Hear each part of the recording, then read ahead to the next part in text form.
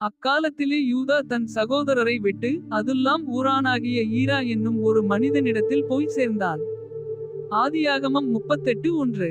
அங்கே யூதா சூவா என்னும் பேருள்ள ஒரு கானானியனுடைய குமாரத்தியைக் கண்டு அவளை விவாகம் பண்ணி அவளோடே சேர்ந்தான். ஆதியாகமம் 38:2. அவள் கர்ப்பவதியாகி ஒரு குமாரனை பெற்றாள். அவனுக்கு ஈர் என்று பேரிட்டான். ஆதியாகமம் 38:3. அவள் மறுபடியும் கர்ப்பவதியாகி ஒரு குமாரனை பெற்று அவனுக்கு ஓனான் என்று பேரிட்டாள். ஆதியாகமம் 38:4. அவள் மறுபடியும் கர்ப்பவதியாகி ஒரு குமாரனை பெற்று அவனுக்கு சேலா என்று பேரிட்டான். அவள் இவனை பெறுகிறபோது அவன் கெசீபிலே இருந்தான். ஆதியாகமம் 38:5. யூதா தன் மூத்த மகனாகிய ஏர் என்பவனுக்கு தாமார் என்னும் பேருள்ள ஒரு பெண்ணை கொண்டான். ஆதியாகமம் 38:6. யூதாவின் மூத்த மகனாகிய ஏர் என்பவன் கர்த்தரின் பார்வைக்கு பொல்லாதவனாயிருந்ததினால் கர்த்தர் அவனை அழித்து போட்டார். ஆதியாகமம் 38:7. அப்பொழுது யூதா ஓனானை நோக்கி, நீ உன் தமையன் மனைவியை சேர்ந்து அவளை மைத்துனச் சுதந்தரமாய் படைத்து உன் தமையனுக்கு சந்ததியை உண்டாக்கு என்றான். ஆதியாகமம் 38:8. அந்த சந்ததி தன் சந்ததியாயிராததென்று ஓனான் அறிந்தபடியினாலே அவன் தன் தமையனுடைய மனைவியை சேரும்போது தன் தமையனுக்கு சந்ததி உண்டாகாதபடிக்கு தன் வித்தை தரையிலே விழவிட்டு கெடுத்தான்.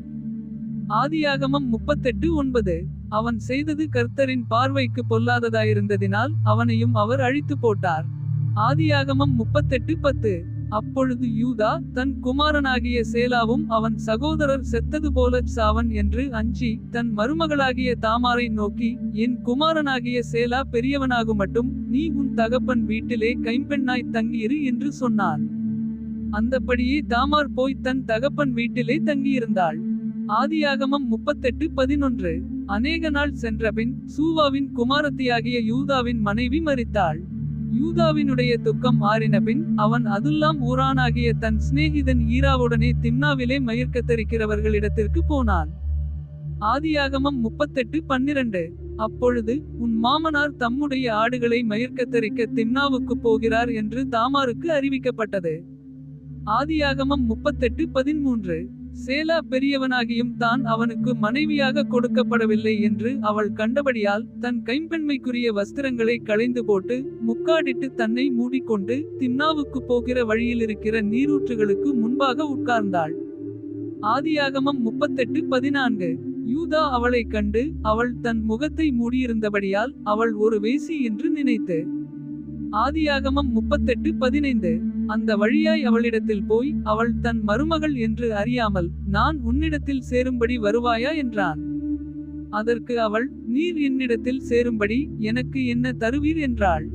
ஆதியாகமம் 38:16. அதற்கு அவன், நான் மந்தையிலிருந்து ஒரு வெள்ளாட்டுக்குட்டியை அனுப்புகிறேன் என்றான். அதற்கு அவள், நீர் அதை அனுப்புமளவும் ஒரு அடைமானம் கொடுப்பீரா என்றாள். ஆதியாகமம் 38:17. அப்பொழுது அவன், நான் உனக்கு அடைமானமாக என்ன கொடுக்க வேண்டும் என்று கேட்டான். அதற்கு அவள், உம்முடைய முத்திரை மோதிரமும் உம்முடைய ஆரமும் உம்முடைய கைக்கோலும் கொடுக்க வேண்டும் என்றாள்.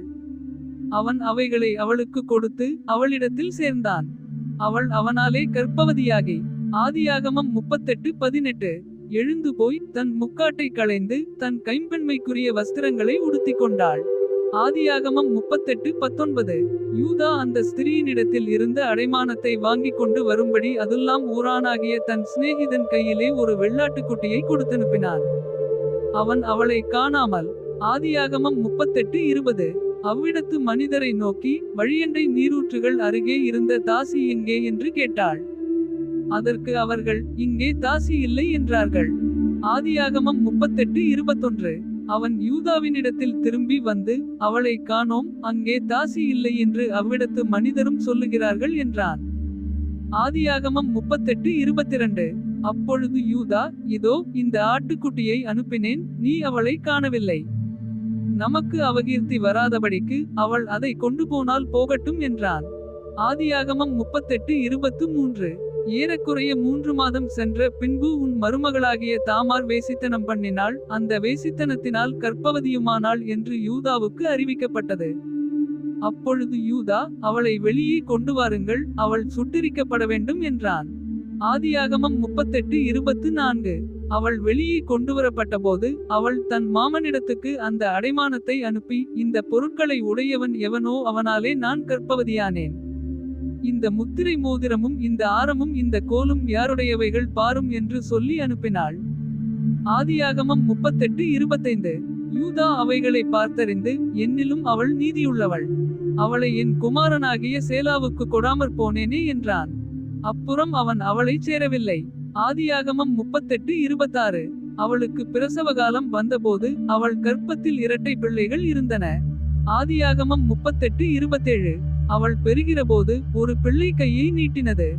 அப்பொழுது மருத்துவச்சி அதின் கையை பிடித்து அதில் சிவப்பு நூலை கட்டி, இது முதலாவது வெளிப்பட்டது என்றாள்.